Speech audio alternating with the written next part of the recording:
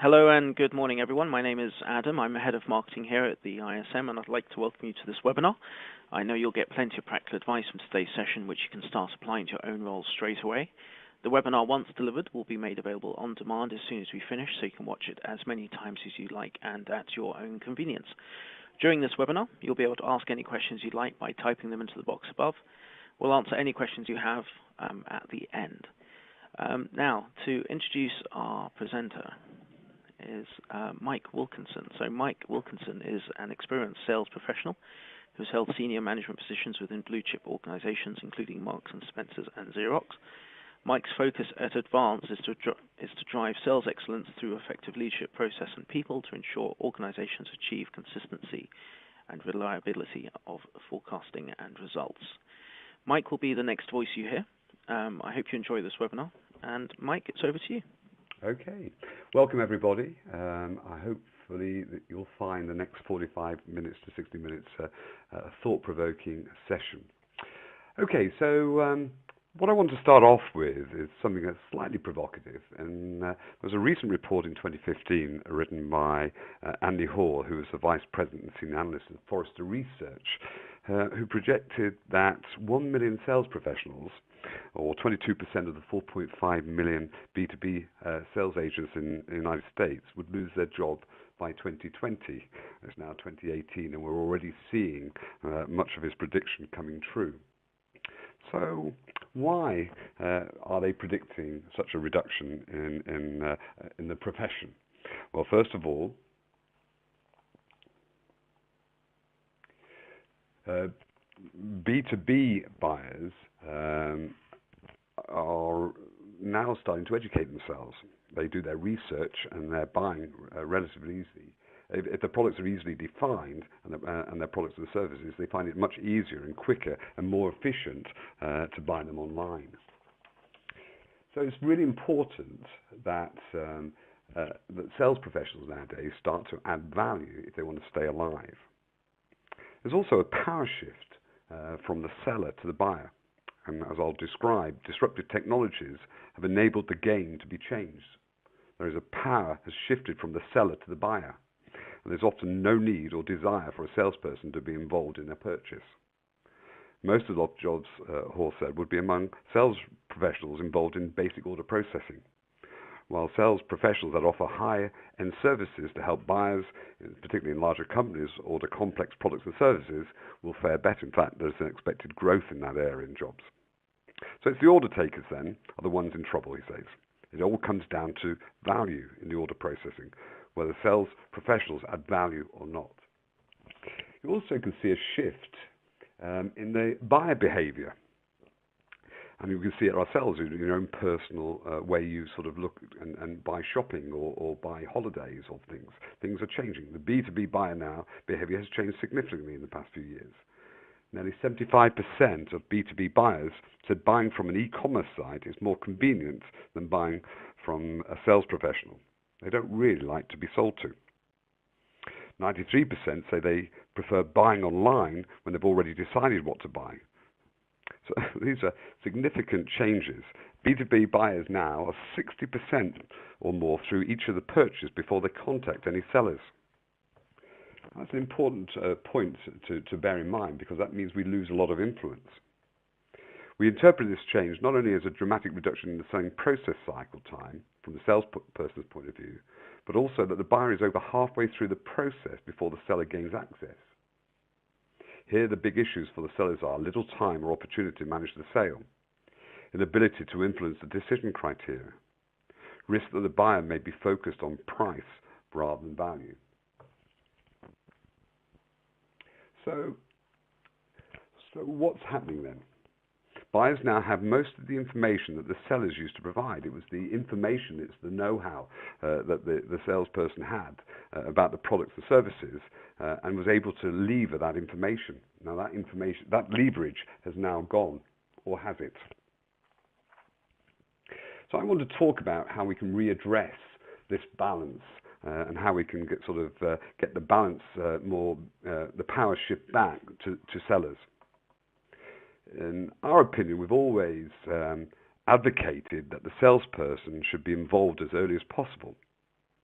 Consultative selling skills and behaviours in particular come into their own when the salesperson engages very early in the sales cycle, long before there is a decision-making project. It is best when the business problem and the buyer knows that something has to be done, but is not sure what. And indeed, the salesperson believes that he or she can help, but not sure how. The opportunity to be involved this early is reserved exclusively for the trusted advisors, the business consultants. Only they can get involved prior to the start of the buying process. It's about managing the politics, nurturing relationships, and adding value. And the good news here is that technology poses little threat to them. It's all about people.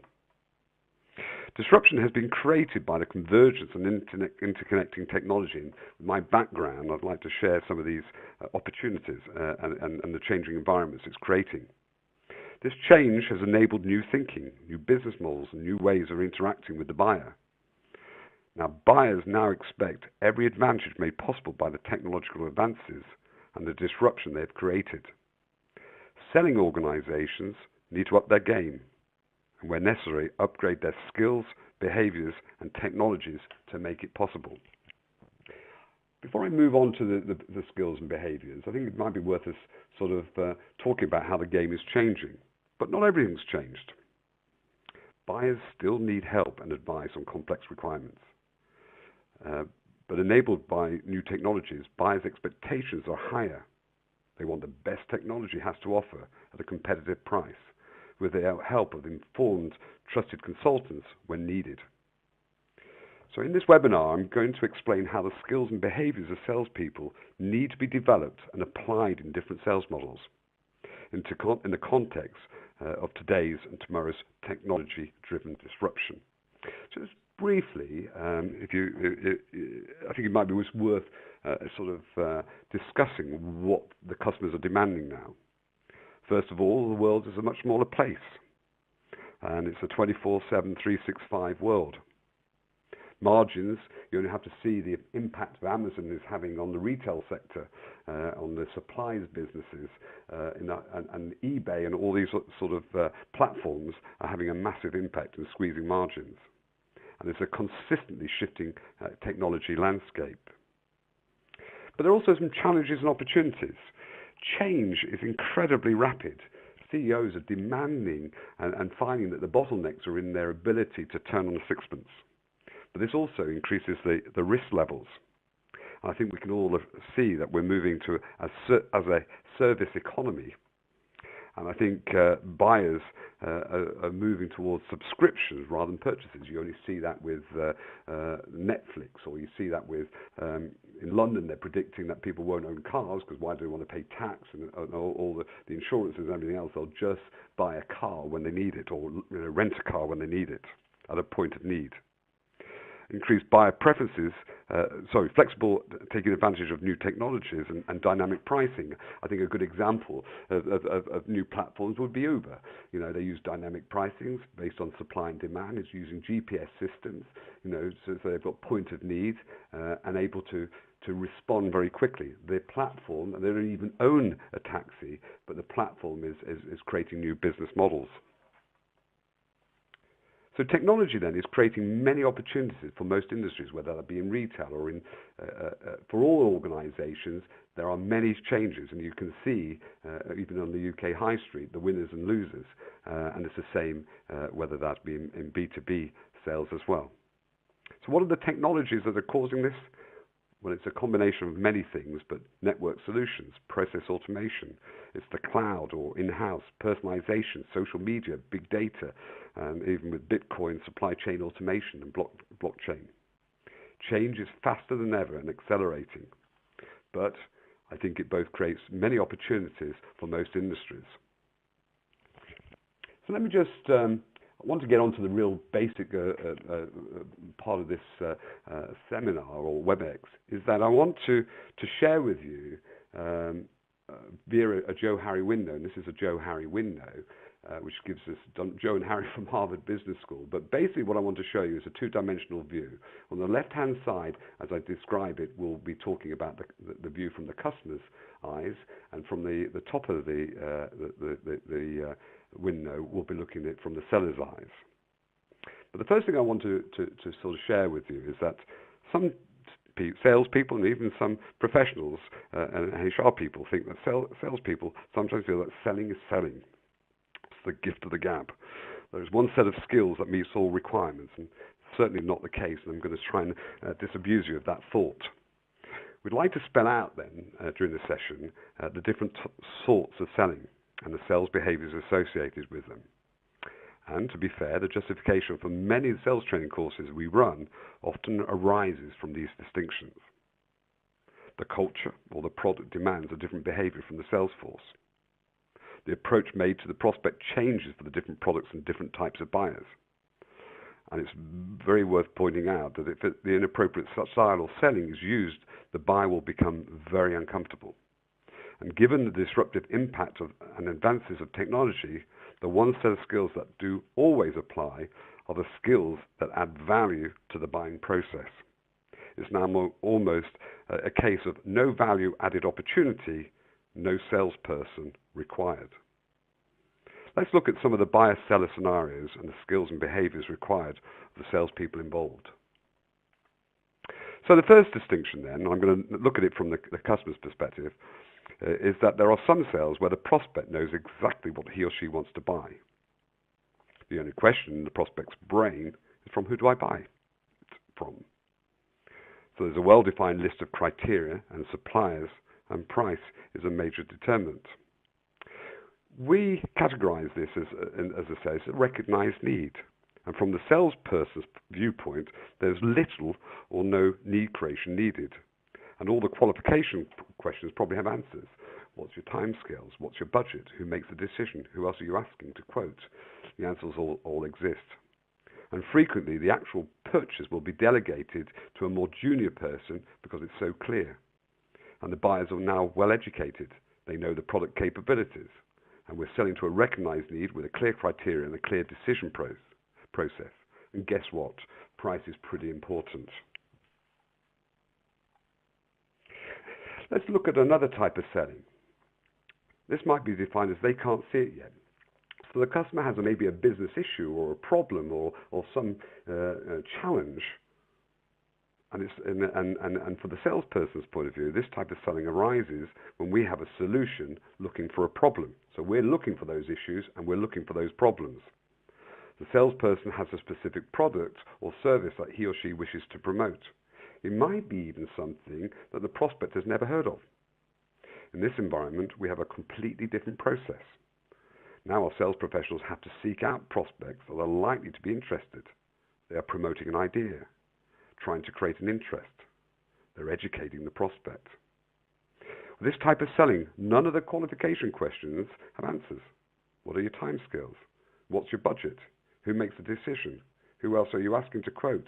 There is no answer to these questions because there's not yet a project. And it always tickles me when I see CRM systems which start off with qualifying and put need creation after the qualification process. Because I can only see a situation where you're qualifying when there are no answers, you get a low score, and then people say, oh, well, don't bother with that prospect, when it's actually the very prospects you need to be engaging with. So let me explain another view. Let's look at it from the selling point of view. There's a further way we can look at this.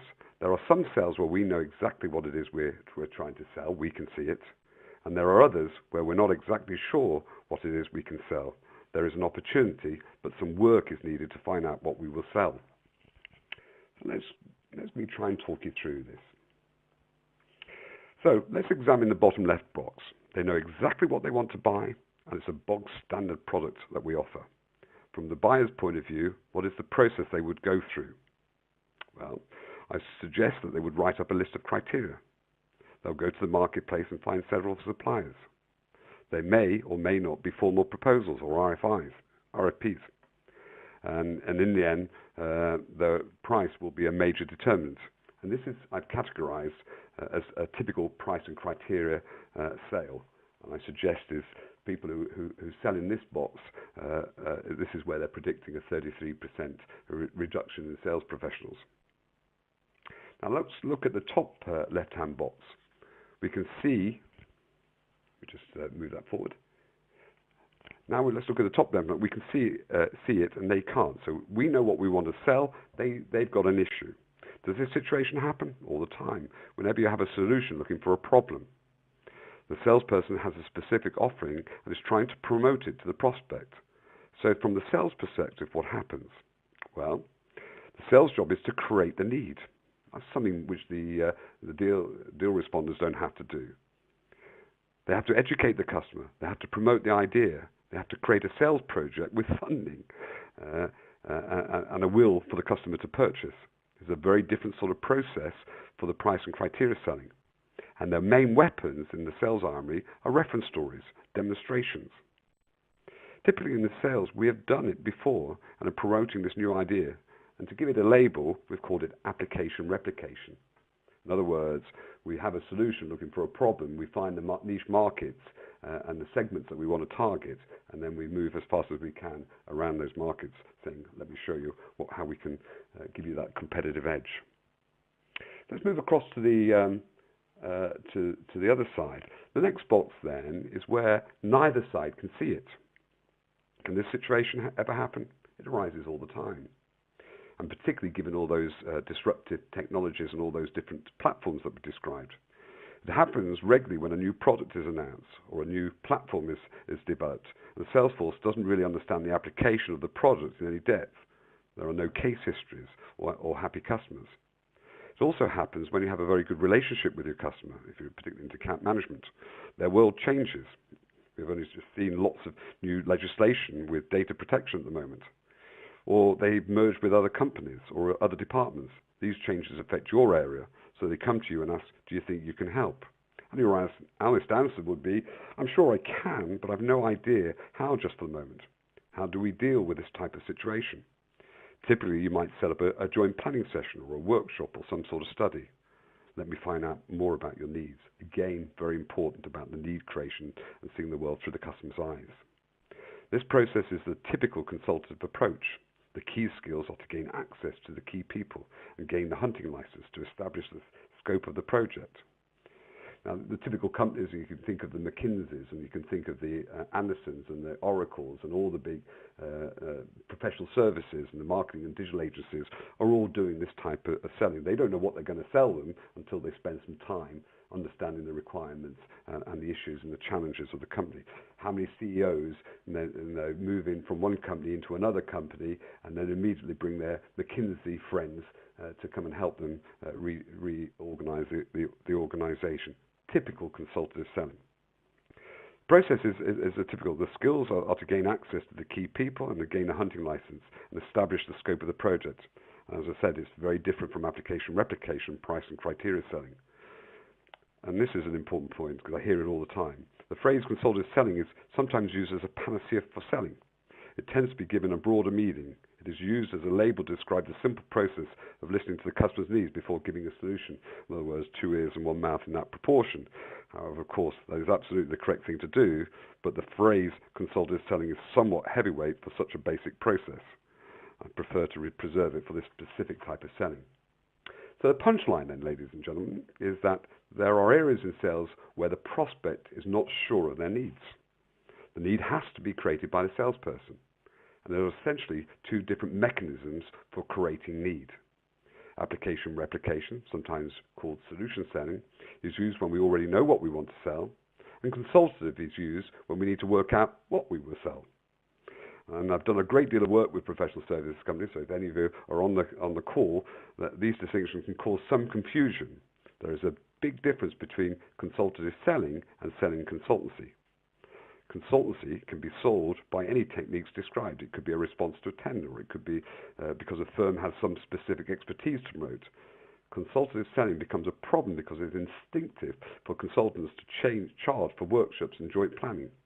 The prospect rightly says, you want to charge me for your time selling to me. No way, Jose. Professional service organizations need to make it clear distinction between sales and marketing efforts, which should be free, and their proper day job, from which they can charge. So the final box then is a totally different selling again. From this box, we now go back to looking at it from the customer's perspective and they have a clear view of really maybe a complex requirement, and they come to you and say, do you think you can help? This situation will arise if you have a close and trusted relationship with you, or if you can resolve their problem, you're in a wonderful situation, the ideal situation. Sometimes, however, their requirements is well outside the scope of your day-to-day products, and you have several options. One might be to quit and qualify out. This type of business is not for us. Or you might get your product development and technical staff to try and push things around and make it fit. Or more typically these days, you find a partner and build up some sort of consortium bid or partnership. Once again, this form of selling is very different from consultative selling, application and replication selling, and price and criteria selling. I often have fun when I'm talking to organizations or when I'm in the classroom. I often ask, where do you fit?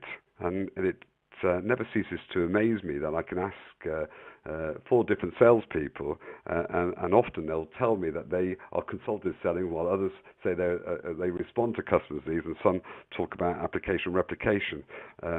It's quite an interesting element, but so even with the same product, people do sell in different ways. But it's important for you to understand where you fit and where your products and services fit, because it really is important that you then start to identify the skills and behaviours, which I'll come to in a moment.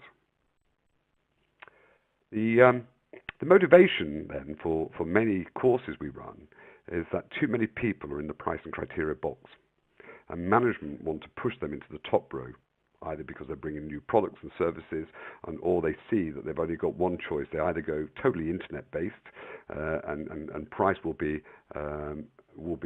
the driving force, so they want to get as lean as they possibly can, or they want to try and sell added value and develop the brand. So criteria bots and management want to push them up to the top row to move them from need responding to need creating. Because for far too long, they've just been responding and being order takers. And moving people from dealing to recognized needs to more selling of unrecognized needs.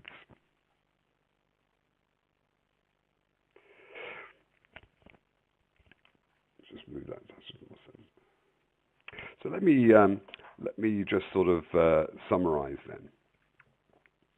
The buyer knows what he or she wants and seeks out the best deal is price and criteria. In application replication, it's the promotion sale. The buyer is not sure of what is available, so seeks education, demonstrations, and reference sites. And in consultative sense, the buyer is not sure what is available, so looks for someone who both understands and tailors. And the same for consortium and partnerships. But they have their advantages and disadvantages. So let's look at recognized needs selling. The benefit of having a recognized need is the advantages as the budget exists. The timescales are clear and probably quicker. There's a qualified need. The criteria are clear. The decision process is defined. We don't really need to know how to sell value, and we don't really need to know how to cost justify and raise budgets. But the disadvantage there's more competition. You're not the thought leader, and it's harder to develop any relationships. But we look at the unrecognized needs, and we engage with the customer much earlier. It's our battleground. We're the thought leaders. It can be a much bigger sale, limited competition to start with. We can build a better rapport. We'll be dealing with high levels of management. We'll be adding value to the customer. So we learn how to sell value, and we learn how to cost justify and raise budgets. But the downside is it can be time consuming. Sometimes they will decide to do nothing, and we could be just educating the marketplace for a competitor. Many of you will probably, I'd like to sort of give you another thought about this. And this is about climbing the different levels of supplier relationship. And I would suggest that it's important to move away from just winning new contracts to trying to be a strategic supplier to your customers. And that's something that I'd like to sort of, having talked about these different behaviours, I'd like to show you how you can apply them to climb the supplier ladder. So here is an example. As the level of relationship with the supplier develops, the type of selling develops too. often starting with a simple pricing criteria. That's often the way you get into an account, and developing to consultative selling as a salesperson's achievement of a trusted consultant status. Crossing the line, which is as you see the dotted line on the slide, below it is a recognized need selling, and above the line is unrecognized need selling, is a big challenge for many salespeople. The relationship may have started at the bottom of the ladder, and it takes time to climb to the top. At every stage, you are reconfirming that you're the right salesperson to deal with. You're building rapport and credibility. The higher you climb, the more value you can add. The more value you add, the higher you climb. It's a virtuous circle. And as you can see from the diagram below, there is a very strong relationship between selling skills and behaviours as your position on the supplier relationship ladder. Every salesperson operating in pricing criteria might be wise to assess the level of threat to his or her livelihood. Then work on developing any new skills needed to cross the line between recognised and unrecognised needs to a safer territory. The application, replication, and consultative selling environment.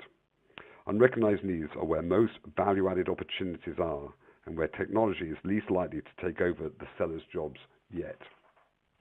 Let's have a little look at these skills. I would suggest that the people you've got deal responders and deal makers. The deal makers selling in the unrecognised needs. And talking about all those technologies, all those platforms, all those services. We're a service-based economy in the UK. These are the key skills that are required. First of all, if there's no budget and we're only talking issues, I suggest that it's pretty important to talk to budget owners and the people who set the budgets and start opening doors with senior people. And senior people are interested, before you engage them, you've got to be able to tell a good story. So using of reference stories and uncovering business needs and personal needs are incredibly important. And I often talk to technical people who know how work for people who know why. So it's very much about talking about policy and why conversations and seeing the world through their eyes.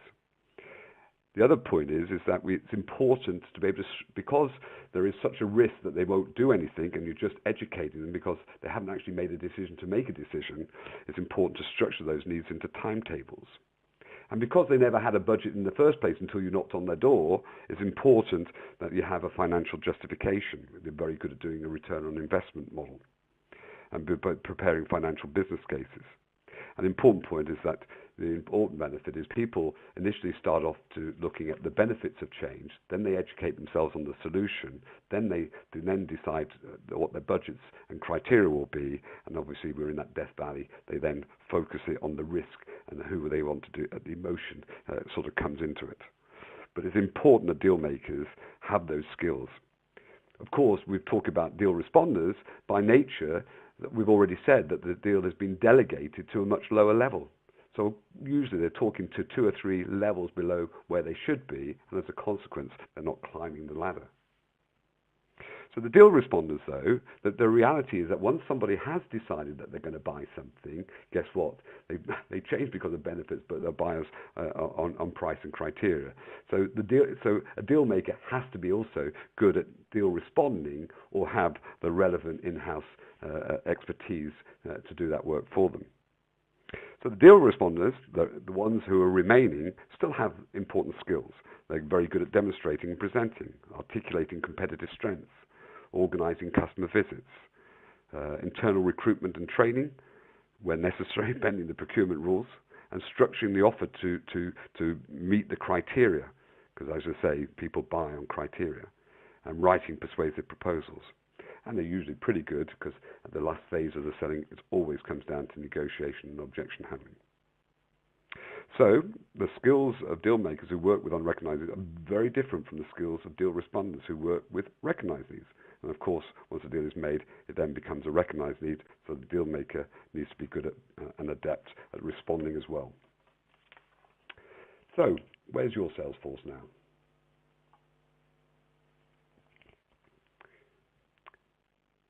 Is your business all about price and criteria? Are you currently selling to recognized and unrecognized needs in multiple sales models, which many companies are? They actually have, a lot of companies we work with actually have people in the price and criteria. They've got people in selling solutions and have got people and consultants working in consultative selling?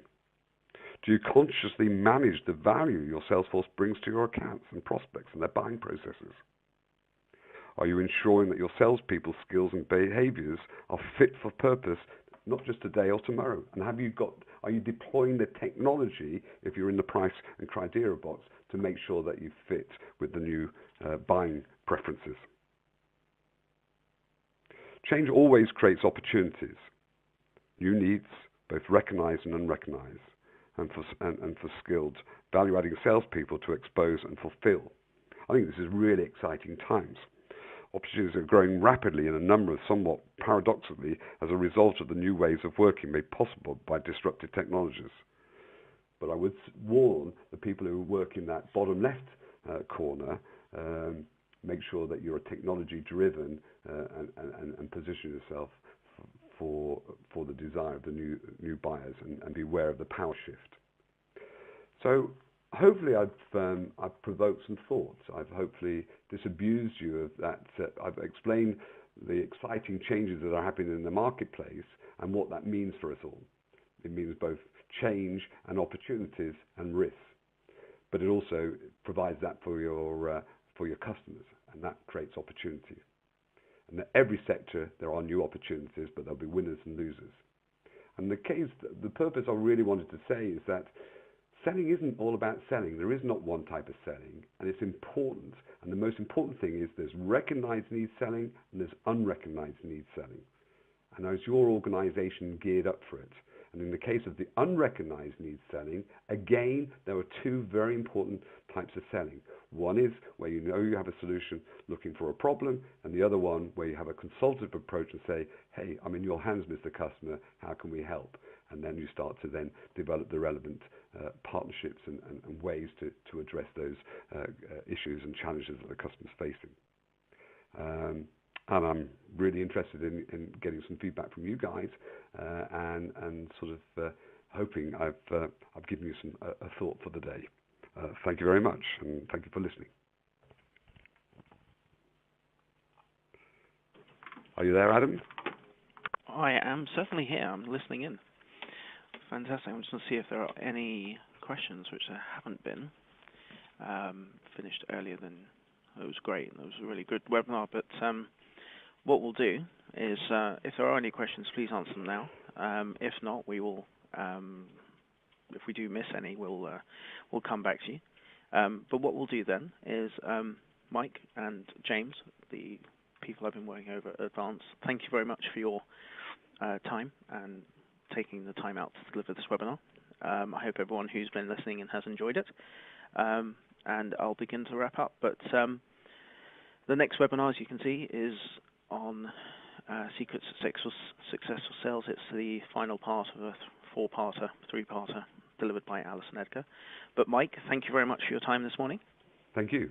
And thank you to everybody else for listening. And as you see, my contact details are there, so love to hear from you. And we have a white paper on this subject, so if anybody would like us to email them with the white paper, just let us know.